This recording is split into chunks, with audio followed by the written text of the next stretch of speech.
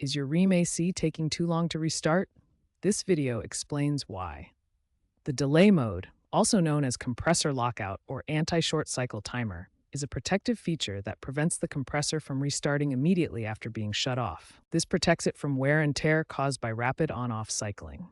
Typically, this delay should last 2 to 5 minutes, but if it's taking much longer, here's what could be happening and how to fix it.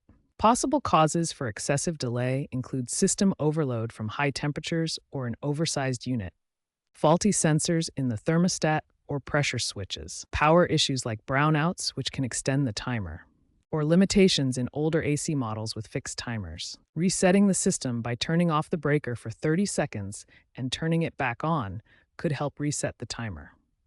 Upgrading firmware via the Rheem app might also help in newer models, allowing customization of the delay timings. Remember, bypassing the delay is dangerous and voids your warranty.